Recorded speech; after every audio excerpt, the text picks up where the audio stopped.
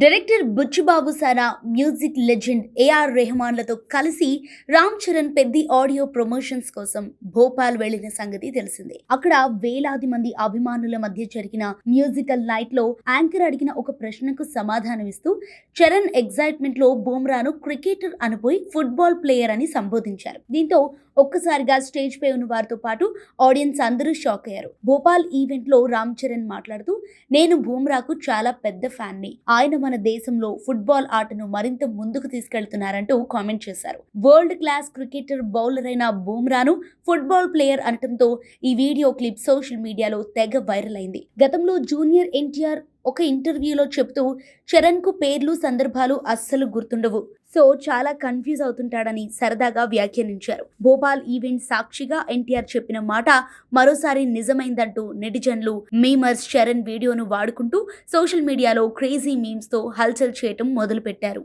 అయితే ఈవెంట్ ముగిసిన తర్వాత సోషల్ మీడియాలో జరుగుతున్న ట్రోలింగ్, తన పొరపాటును గ్రహించిన రామ్ చరణ్ ఏమాత్రం ఈగోకు పోకుండా అర్ధరాత్రి తన అఫీషియల్ ఎక్స్ ఖాతా ద్వారా బూమ్రాకు ఎమోషనల్ సారీ చెప్పారు. కొన్నిసార్లు నాకు పేర్లు, విషయాలు అస్సలు గుర్తుండవు. భోపాల్ ఈవెంట్ లోని ఆ భారీ జనం, అక్కడి ఎగ్జైట్మెంట్ లో కేవలం హ్యూమన్ ఎర్రర్ వల్ల అలా మాట్లాడేశాను. జస్ప్రీత్ బూమ్రా గారు, నన్ను క్షమించండి. యు ఆర్ ఏ లెజెండ్ అంటూ చరణ్ ట్వీట్ పెట్టారు. తప్పు దొర్లితే వెనకాడకుండా వెంటనే క్షమాపణలు చెప్పిన global star Ram Charan down to earth nature ని చూసి అటు మెగా ఫ్యాన్స్, ఇటు క్రికెట్ లవర్స్ అప్రిషియేట్ చేస్తున్నారు. జూన్ 4న పెద్ద సినిమా విడుదల కాబోతున్న తరుణంలో ఈ చిన్న ఫన్నీ ఇన్సిడెంట్ సినిమా ప్రమోషన్స్ కు మరింత హైప్ తెచ్చిపెట్టింది.